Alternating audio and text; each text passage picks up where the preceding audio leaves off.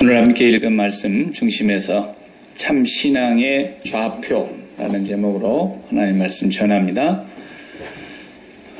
좌표 아시죠? 내가 있는 위치, 지도에서도 좌표를 찍어서 내비게이션이 이렇게 찾아가는 것처럼 참 신앙의 위치는 어디일까 하는 것으로 오늘 본문 말씀에서 우리에게 가르쳐주는 귀한 메시지가 있어요. 제가 어느 책에서 읽었는 오래전의 기억인데 그 기억이 지금도 남아있어요.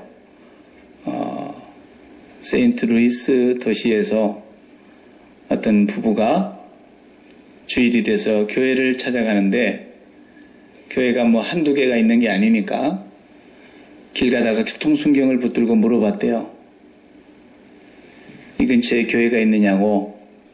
교회가 있으면은 한번 소개를 받아보려고 했던 거죠. 근데 그 교통경찰이 요 골목 뒤로 들어가면 교회가 있는 것 같다고. 그러니까 그 뒤로 가서 이제 예배를 드리라는 거죠. 근데 어떻게 그 교회가 좋은 것 같으냐? 그러니까 나는 잘 안 다녀서 모르는데 내가 이렇게 교통지도 하면서 이렇게 다니면서 보면은 일요일날 예배 마치고 나오는 요 사람들이 요 길목으로 나온 사람들 얼굴이 제일 밝더라. 예? 그런 거예요. 요 골목에서 나온 사람들이 얼굴이 다 기쁘더라는 거예요. 예. 그 경찰관이 그렇게 해서 그 교회를 찾아갔다는 얘기죠. 예. 전도는 별거 아니에요. 예. 나는 인생이 괴로운데 당신 예수 믿고 행복하게 사시오. 절대 전도 안 됩니다. 니나 잘 믿어라. 예. 우리 얼굴에 기쁨이 있으면 그것이 그냥 전도가 되는 거예요. 근데 옆에 사람이 대충 우리 생활을 알아요. 저 사람이 별로 나보다 나은 게 없고 기쁠 일이 없는 사람인데 왜 저렇게 얼굴이 항상 화환할까? 뭐 때문에 이렇게 아목의 엄마는 그렇게 좋아? 예. 그래야 전도가 되는 거죠. 예. 그래서 이제 빌립보서를 다른 사람들이 이렇게 별명을 지어놨는데 빌립보서는 기쁨의 복음이다. 기쁨의 편지다. 이렇게 별명이 붙어있는 서신이에요. 그래서 4장밖에 없지 짧죠. 그런데 9번이나 기뻐하라는 명령이 나옵니다. 그런데 우리가 아는 바대로 감옥에서 쓴 서신이라 그랬지 않습니까? 자기 몸이 감옥에 있는데 밖에 성도들에게 편지를 쓰면서 짧은 이 편지 속에 기뻐하자는 말을 9번이나 하는 거예요. 그러니까 나는 감옥에 있으니 참 이렇게 힘들고 고통스러운데 나는 고통스럽지만 밖에 있는 여러분들이라도 기뻐하시오. 이런 얘기가 아니더라는 얘기예요. 바울이 진짜 기쁨으로 충만해서 내가 이렇게 기쁜데 나중에는 그러죠. 4장에 가서 그러죠. 나와 함께 기뻐하자 그랬어요. 여러분들 기쁜데 나도 좀 동참하자가 아니고 내가 이렇게 기쁜데 여러분들도 주 안에서 나와 같이 기뻐하시기 바랍니다. 그래서. 그러니까 오늘 본문의 1절을 보면은 바울이 종말로 그랬는데 종말로 그 말은 이제 중요하다는 뜻이에요. 이게 결론적으로 그 말이죠. 설교 시간에 그냥 자다가도 결론만 잘 들어도 그날은 설교 다 들은 거예요. 에? 결론이 중요한 거예요. 결론이.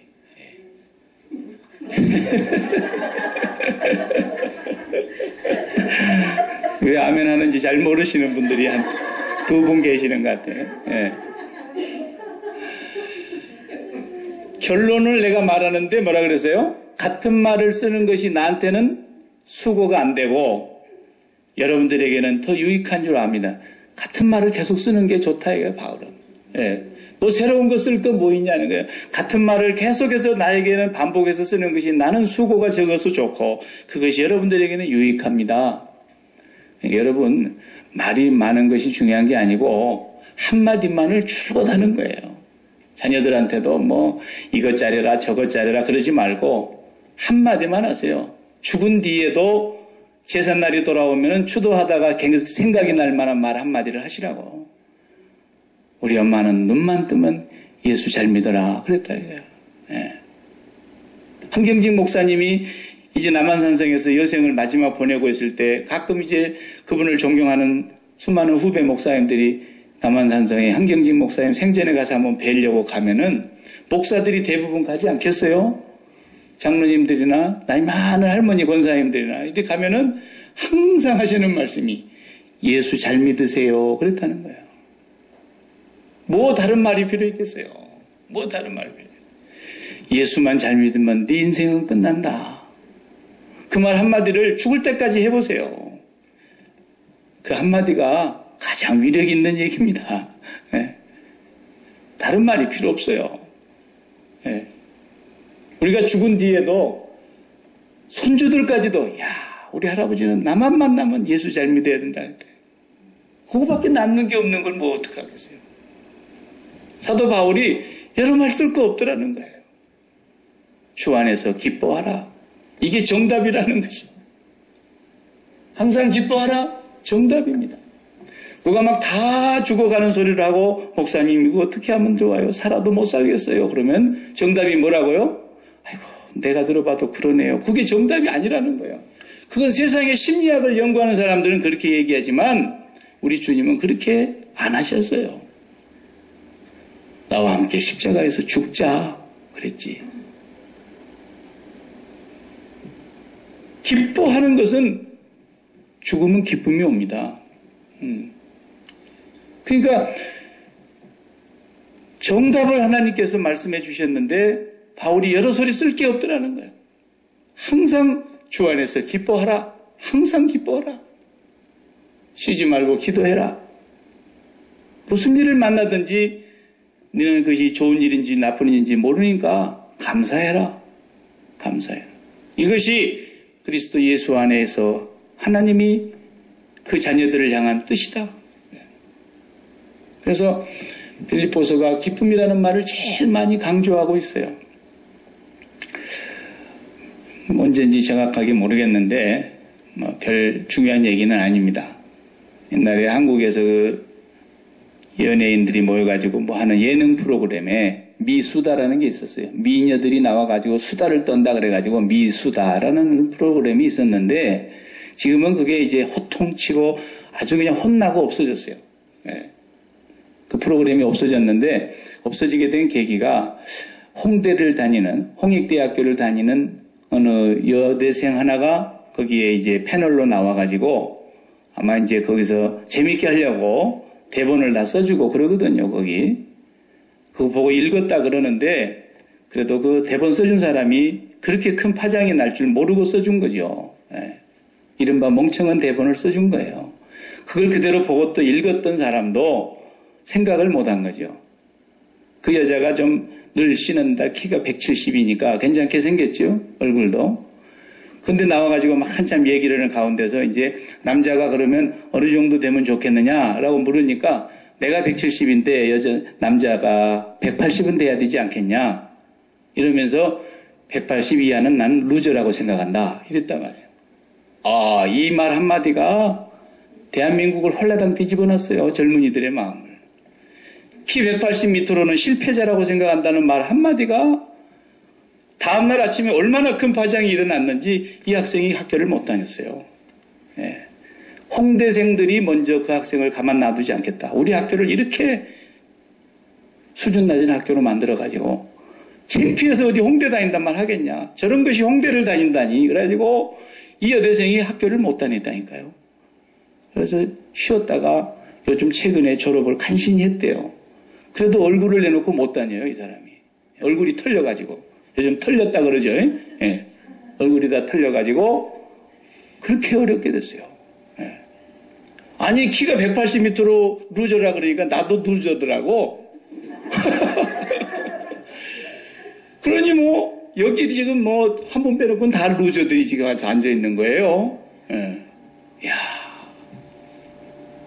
이게 사회의 어떤 분위기를 반영하는 거거든요. 그 말 한마디가 대한민국을 그렇게 뒤집어 놓을 수 있습니까?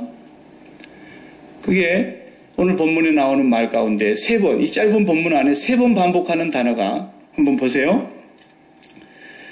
3절에 보면은 하나님의 성령으로 봉사하며 그리스도 예수로 자랑하고 육체를 신뢰하지 아니하는 우리가 곧 할례파다 그랬어요. 육체를 신뢰하지 아니하는 라는 말을 했어요. 4절에도 또 읽어봅시다. 그러나 나도 육체를 신뢰할 만하며 누구든지 다른 이가 육체를 신뢰할 것이 있는 줄로 생각하면 나는 더욱 그러하니. 계속해서 육체를 신뢰한다는 말이 나와요. 여러분, 이 언어가 문장이 미국에서 태어나서 한국말을 겨우 배워갖고 하게 되면은 말을 해도 조금 서투르게 하잖아요. 표현력이. 단어의 조합이 잘 안 맞아서. 육체를 신뢰한다는 말은 이렇게 조합이 잘 안 맞는 말이에요. 우리가 육체를 보호한다, 육체를 사랑한다, 육체를 자랑한다, 그런 말은 되지만은 육체를 신뢰한다라는 말이 뭐겠어요? 왜 이런 말을 갑자기 썼을까요? 육체를 신뢰하지 아니하는 바로 우리가 진짜 하나님 백성이다. 그 말을 하는 거죠. 이 말에 대치되는 말이 뭐냐면 1절의 말이에요. 1절. 결론적으로 끝으로 나의 형제들아 주 안에서 기뻐하라. 이 말을 하려고 지금 하는 거예요. 주 안에서 기뻐하는 것과 육체로 기뻐하는 것과 이것이 정반대되는 얘기라는 거예요.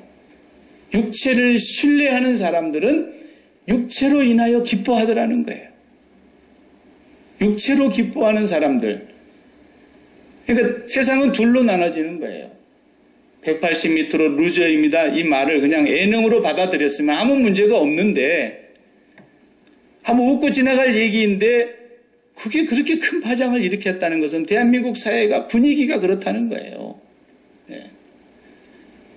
사람이 육체로 자랑하고 싶어 하더라는 거죠. 육체로 신뢰하고 싶어 하더라는 거죠. 육체에 속한 것으로 기뻐하고 싶어 하다는 거예요. 사람들의 마음이. 그래서 세계 역사에 유례를 찾아볼 수 없는 전무후무한 일들은 항상 대한민국에서 먼저 시작합니다. 그게 뭐겠어요? 성형수술. 왜? 육체를 신뢰하니까. 육체로 말미암아 내가 만족을 찾으려고 그러고 육체로 말미암아 내가 기쁨을 얻으려고 그러고 육체로 말미암아 내 인생의 행복을 찾아가려고 한다는 거예요. 이제 살만하니까 중국 사람들도 막 떼거지로 몰려옵니다. 중국 사람들은 아무리 잘생겨도 우리나라 사람 못생긴 것만도 안 되니까. 키도 작죠. 거기다가 그냥 또 생김새가 우리보다는 좀 못하거든요. 그러다 보니까 그 사람들이 이제 돈이 생기니까 대한민국에는 성형수술을 너무너무 잘한다더라. 그 대한민국 의사가 아예 그리 출장 가가지고 거기서 그냥 죽치고 앉아있잖아요, 지금. 세상의 분위기가 그러는데 육체로 신뢰하는 사람들이 어떤 사람이냐? 예를 들면 나는 잘못생겨가지고 나는 이렇게 못나가지고 이래가지고 내가 어떻게 세상 앞으로 잘 살 수 있을까? 이런 사람들이 육체를 신뢰하는 사람이에요. 반대로 내가 이렇게 잘났으니까 내가 이렇게 예쁘니까 난 앞으로 길이 잘 열릴 거야. 이런 사람도 육체를 신뢰하는 사람이라고 말해요. 돈이 없는 사람은 언제나도 돈을 벌어볼까? 언젠가는 나도 좀 돈이 여유가 있었으면 더 좋을 텐데 라고 돈이 더 있어야 행복하고 만족하고 기뻐하겠다고 생각하는 사람들이 다 육체를 신뢰하는 사람들이고 돈이 많은 사람도 내가 이렇게 많이 있으니까 평안하다, 안전하다, 걱정 없다 이런 사람도 또한 육체를 신뢰하는 사람이라는 거예요. 건강하면 내가 안심이고 조금 몸이 병이 있을 때는 안심이 안 돼서 염려가 생기고 이것도 육체를 의지하고 신뢰하는 사람이라는 거예요.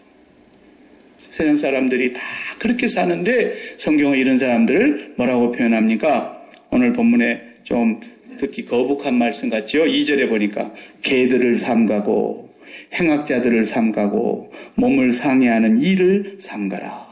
개 키우지 말라는 말인가요? 아니죠. 성경의 시대의 용어이기 때문에 우리가 그걸 참작하고 받아들여야 돼요. 성경 시대의 개라는 말은 그리스도 밖에 있는 사람, 하나님하고 상관없는 사람, 이방인을 개라고 불렀어요. 개들을 삼가하라. 그랬어요, 바울이. 이방인들에게 편지를 쓰면서 개들을 삼가라. 그러니까 옛날 자기들이 개였는데, 그 자기들 보고 개였는데 지금 이게 완전히 의미가 바뀌어졌다는 뜻이에요. 이방인이 개가 아니고 육체로 신뢰하고자 하는 그리스도 밖에서 기쁨과 만족과 행복을 찾으려고 하는 사람들이 다 이방인이다. 하나님과 상관없는 사람들이다라는 거예요. 하나님을 의지하고 주 예수 그리스도를 사랑하고 성령으로 예배하는 사람들은 진정한 하나님의 백성, 할레파, 우리가 진짜 하나님의 백성이다. 이걸 지금 강조하고 있는 얘기입니다. 그런데 사도 바울이 자기 예를 들지 않습니까? 나도 육체로 신뢰했던 사람이다, 왕년에. 예? 자기를 먼저 예를 들었어요. 그러면서 첫 번째, 선천적으로 나는 훌륭한 사람이다. 선천적으로. 왜? 집안이 좋으니까. 거기다 내가 공부를 얼마나 많이 했냐, 내가. 당대로 최고 가는 학부를 석학으로 졸업했단 말이에요. 요즘 어느 대학이 제일 좋은 대학인지 내가 모르겠습니다만 어쨌든 당대에 최고 가는 공부를 했어요. 그리고 자기가 소속하고 있는 파가 있었는데 그게 바리새 파입니까? 당원 중에 바리새 당원이었어요. 최고의 당원. 그리고 이스라엘 족속 중에 나는 순종의 피가 흐르는 이스라엘 족속이고 그 중에서도 이스라엘 족속의 첫 번째 왕이 태어난 베냐민 지파의 후손이고 그리고 더 자랑할 것이 하나 있는데 하나님의 계명을 한 번도 어긴 적이 없는 율법으로는 흠이 없는 사람이다. 무서운 사람이에요, 여러분. 사도 바울이. 당대에 613가지의 율법이 있었어요. 613개 조항이 있는데 한 조항도 어김이 없이 살았다는 거예요. 그만큼 자기 관리가 투철하고 철저한 사람이고요. 무서운 사람이에요.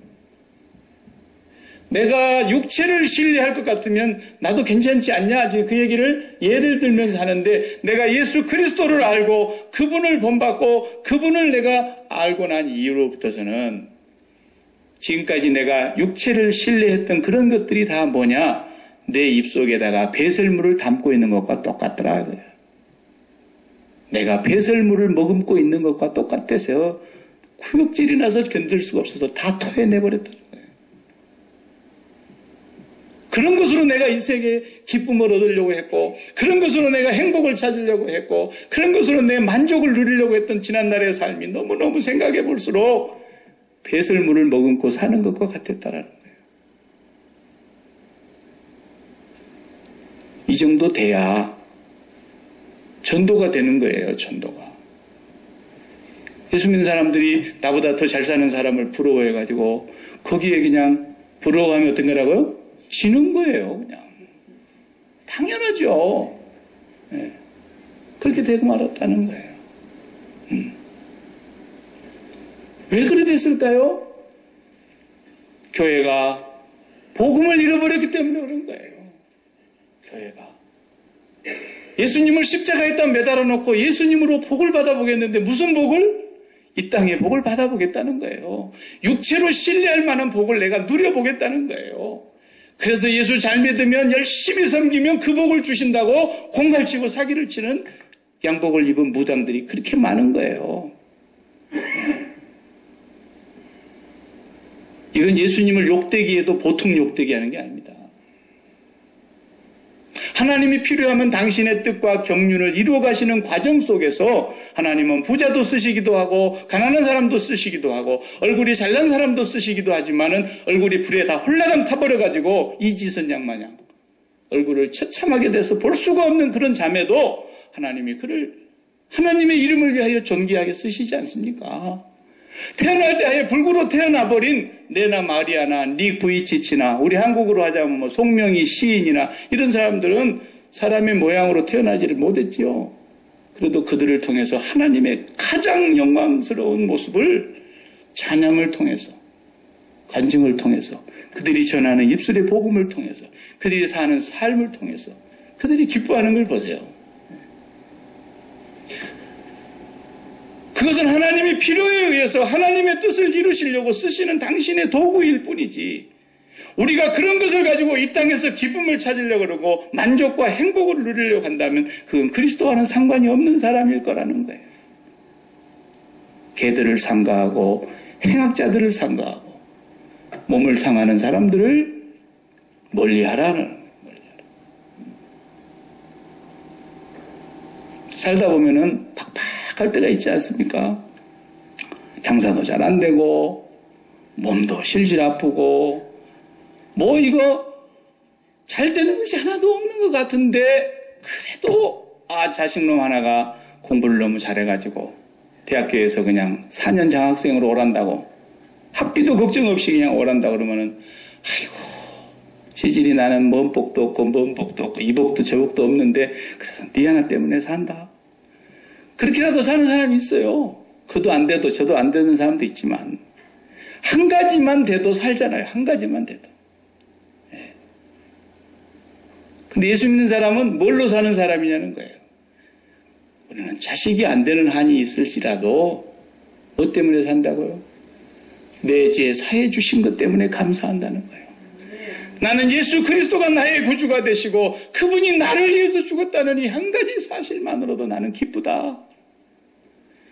뿐만 아니라 그분은 나를 버리지 아니하시고 내 평생 나와 동행하시는 분이고 내 죽는 날에 내 이마에 키스를 딱 해주시면서 애야 하루 종일 수고했다 굿나잇 이렇게 잠들게 해주시는 분이라는 거예요. 그 구원의 소망이 있다 이거예요. 뭐 한 가지라도 우리가 있으면 기쁜데 그것으로 나는 기뻐하겠다. 이 사람이 그리스도인이에요. 이 사람이 그리스도인이에요. 날마다 십자가를 바라다 보면 그것으로 감사할 수 있어요. 그것으로. 사도 바울은 그걸로 감사했어요. 실제로 내가 예수 죽음을 내 몸에 짊어지면 예수 생명이 또한 내 속에서 나타나게 하려 함이라. 날마다 예수 죽음을 몸에 짊어지고 도살할 양같이 여김을 받으면서 살았음에도 불구하고 그는 예수님 때문에 기뻐서 내가 그분을 더 알고 싶어서 그분을 더 알고자 하여 어디까지 간다 했어요? 십자가의 죽음의 자리에까지 가고 싶다는 거예요. 10절에 내가 그리스도의 부활 권능과 그 고난의 참여함을 알고자 하여 그의 죽으심을 본받아 어떻게 해서든지 죽은 자 가운데서 부활에 이르려 하려 하느니. 지난주에 데니어 마운틴을 갔다가 이렇게 내려오는데 제 앞에 차가 하나가 조그마한 차예요. 우리 한국식으로 말하면 옛날에 대우에서 만든 티코 같은 그런 차예요. 큰 승용차가 아니고 그 독일에서 만드는 골프라는 차 있죠. 조그마한 거요. 그 국민차. 그래서 이렇게 계속 내려가는데 보니까 just married 이렇게 써놨더라고. 금방 결혼했다는 거예요. 오늘 어디서 그런 당찬 자존심이 나오는지 모르겠어요. 골프 그 차 그거 독일에서 독일 다녀오신 분들 계시겠지만 제일 그건 낮은 차입니다. 그냥 국민차로서 아주 그냥 평범한 차죠. 근데 방금 결혼한 신혼부부가 그걸 타고 쫙 가는 거예요. 우리 결혼했다 이거예요. 깡통 달고 꽃 달고 우리 한국 사람 같은 죽어도 그렇게 못합니다. 우리는 그래도 그날이라도 빌려서라도 빚가번쩍한 외제차 하나 빌려갖고라도 쫙 하고 가야지. 신혼부부가 그런 차를 타고 방금 우리 결혼했어요. 소문내고 갈 일이 뭡니까? 왜 제가 이런 얘기합니까? 그 19살밖에 안 먹은 영국의 어떤 젊은 학생 하나가 대학생인데요. 우리나라가 2002년에 한일 월드컵 세계대회를 열었을 때에 축구를 경기 보러 왔다가 19살짜리가 처음으로 한국을 와본 거예요. 너무너무 한국이 이런 나라인지 몰랐던 거죠. 그 한국의 매력에 푹 빠졌어요. 19살짜리 청년이. 그래서 내가 한국에서 살고 싶다는 마음이 생겨버린 거예요. 열심히 공부해가지고 이코노미스트지에서 한국 특파원으로 취직이 돼가지고 한국 특파원으로 자기가 자청해서 왔어요. 이름이 다니엘이에요. 다니엘 투더라는 친구인데 이 친구가 한국에 특파원으로 와서 있으면서 한국을 10년 동안 본 거예요. 그저 듣기만 했고 월드컵 때 잠깐 봤던 그 한국에 와서 10년을 내리 살면서 특파원 생활을 하는데 10년 만에 한국을 캐치한 거예요. 딱. 그리고 쓴 책이 한 권이 있어요. 그 책 이름이 재미있어요. 책 이름이. 기적을 이룬 나라, 기쁨을 잃은 나라. 그랬어요. 책 이름이. 기적을 이룬 나라, 기쁨을 잃은 나라. 야, 얼마나 정말 인사이트가 예리한지 모르겠어요. 세계를 지적했어요. 한국 사람들은 외세의 압제 아래 있었다는 것도 알았고 전쟁으로 인해서 초토화됐다는 것도 알았고 가난 속에서 살았던 민족이 이렇게 빠른 시일에 경제 대국이 된다는 것은 세계 역사에 이렇게 빠른 역사를 이룬 나라는 없었다는 걸 자기도 안대요. 그리고 거기다가 하나 더 민주주의까지, 완전하진 않지만 민주주의까지 이룬 나라라고 극찬을 했어요. 그리고 나서 그런데 하는 말이 한국은 체면 인플레 시대라 그래요. 체면 인플레. 왜 그렇게 체면을 차리는지 모르겠다는 거예요. 소신껏 뭘 하지 못하고 윗사람 눈치 보고 옆사람 눈치 보고 이웃 눈치 보고 옆에 사람을 너무 의식한다는 거예요. 그것이 자기가 캐치한 10년 만에 한국을 본 모습이에요.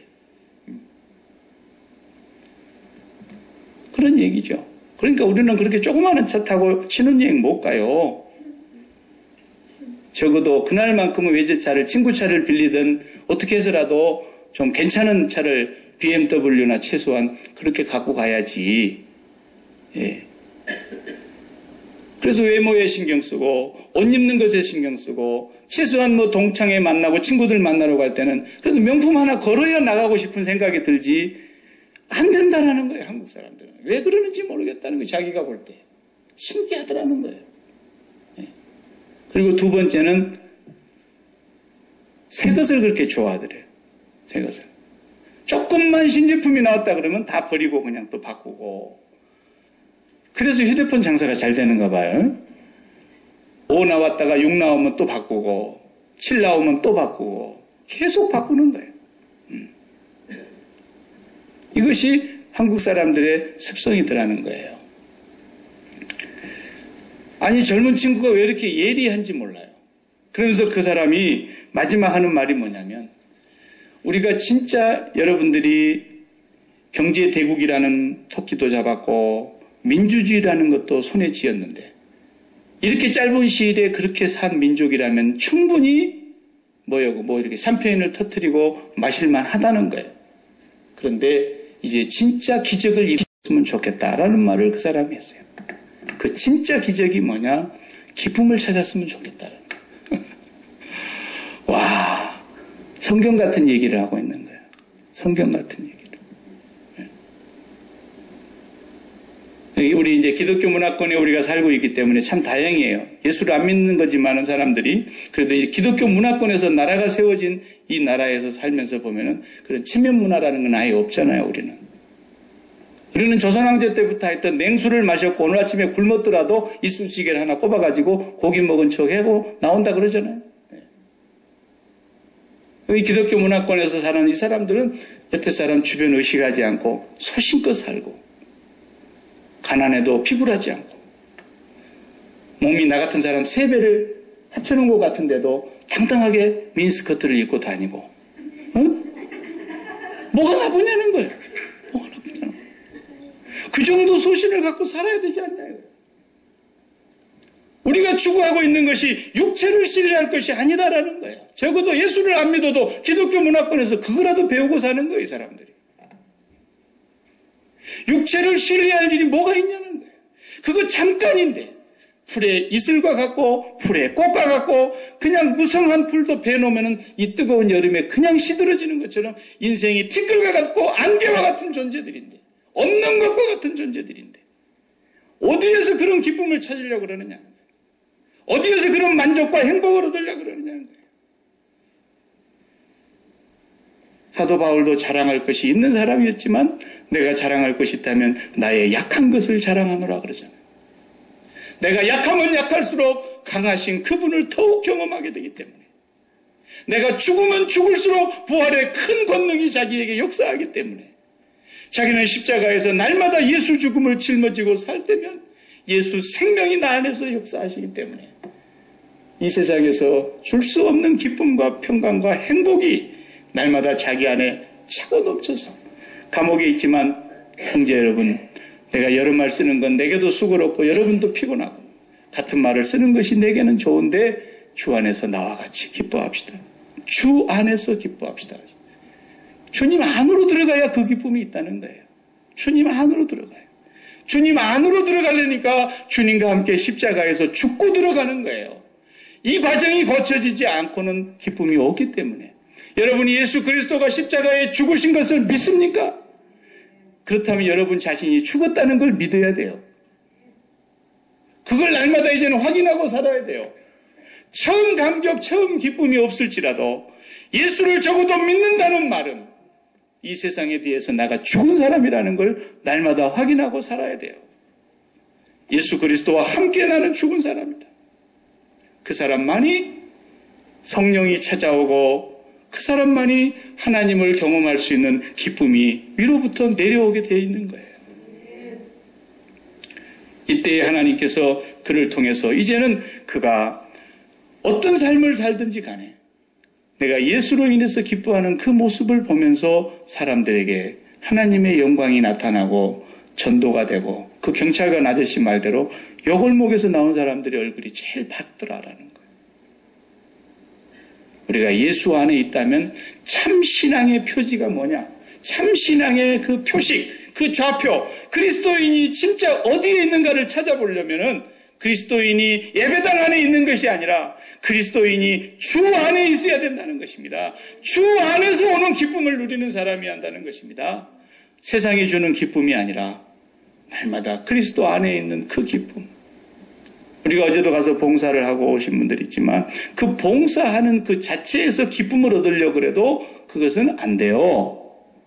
세상 사람들도 그런 건 해요. 인생을 보람있게 살려고 남을 돕는다고요. 그래서 남을 돕고 나면 가슴이 뿌듯해지고 내 안에도 만족감이 있어져요. 그런 기쁨을 얻으라는 게 아니에요. 우리는 그것도 선행에 속한 거예요. 그래서 사도 바울은 그렇게 율법으로 흠이 없는 선행조차도 배설물로 여겼다는 거예요. 그게 아니라 내가 이미 하늘로부터서 오는 기쁨으로 충만해져서 내가 어디서 더 기쁨을 얻거나 어디서 더 칭찬을 얻거나 어디서 더 만족을 얻거나 어디서 더 삶의 의미를 얻으려는 것이 아니었고 이미 하늘로부터 오는 삶의 충만한 의미와 기쁨이 내게 그리스도 안에서 충만한 가운데서 이것이 나를 통해서 흘러나가는 것뿐이에요. 그때 그게 섬김이 진짜 섬김이라는 거예요. 그 섬김을 받는 사람들은 우리한테 자존심 안 상해요. 아시겠어요? 그렇게 섬기지 않으면 그 사람들이 밥 한 끼 받아먹고 굉장히 기분 나빠하는 거예요. 조심해야 됩니다. 우리가 안 가도 그 사람들 절대 굶지 않습니다. 우리가 안 가도 그 사람들 먹을 것 남아도록 합니다. 말 한마디라도 얼굴빛 한빛 눈빛 한 번이라도 우리가 그들에게 내 안에 있는 기쁨이 주 안에 있는 이 기쁨이 주 안에서 만족하는 이 행복이 나를 통해서 흘러나가면서 그들을 섬기는 섬김이라야 우리가 진정한 섬김을 하고 있는 것이고 우리한테 구차하게 밥 한 끼 얻어먹으면서 눈칫밥 먹는 것처럼 생기면 큰일 나는 거예요. 우리 그런 식으로 한 번도 안 한 줄로 나는 믿어요. 예. 그래서 한 사람 한 사람을 우리가 대할 때 우리에게서 나오는 것이 아니라 우리 안에 거하시는 예수 그리스도 안에 있는 그 기쁨이 나아가도록 하기 위해서 우리가 오늘 또 기도하고 오늘 또 주님의 십자가의 은혜를 붙잡고 그 안에서만 내가 기쁨을 얻고 그 안에서만 칭찬도 받고 그 안에서만 영광도 누리고 그 안에서만 나의 존재의 가치를 발견할 때 나는 어디서도 더 이상 나는 갖고 싶은 게 없다. 그럴 때에 자신 있게 just married 그러고도 싹 다니는 거예요. 예. 그냥 리어카에서 그냥 4불 9구짜리 이런 거 사갖고 탁 걸고도 멋있게 다니는 거예요. 이렇게. 예? 그렇게 다니는 거예요. 그리고 이미테이션 그냥 펜던트 같은 거 그냥 가짜로 0.99 하는 거 그런 거 탁 끼고도 멋있게 다니는 거예요. 멋있게. 그게 정말 예수 믿는 거예요. 또 일부러 또 돈 많은데 그렇게 할 것까지 뭐 있겠습니까? 있는 분들은 내서 끼고 다니세요. 그러나 우리가 세상 그런 것 가지고 내 자존심 챙기고 그런 것 가지고 우리가 삶의 의미와 행복을 찾는 그런 시절이 아니잖아요. 예. 적어도 여기에서 우리가 이민 와서 남의 땅에서 사는 기분 갖고 그래도 한인들이 살아가는 모습을 보니까 우리가 그래서 그들을 섬길 수 있다라는 거예요. 누구도 섬길 수 있다는 거예요. 왜? 사도 바울이 그러잖아요. 왕 앞에서 그 사람이 나의 생명을 쥐고 있는 사람이야, 죽일 거냐 살릴 거냐를 판단할 수 있는 권세가 있는 아그리파 왕 앞에서도 왕이시여, 내가 한 가지 청이 있는데 내가 이렇게 지금 여기 묶여 있는 것을 제외하고는 당신이 나와 같기를 원합니다. 그래서 적어도 예수 믿는 사람이 그런 그리스도 안에 있는 자신감이 있어야 돼요. 이게 사도 바울의 우리에게 보여주고 있는 그리스도인의 자긍심, 참신앙인이 갖고 있는 위치, 참신앙인을 발견하는 자리, 그거라는 거예요. 기도하십시다.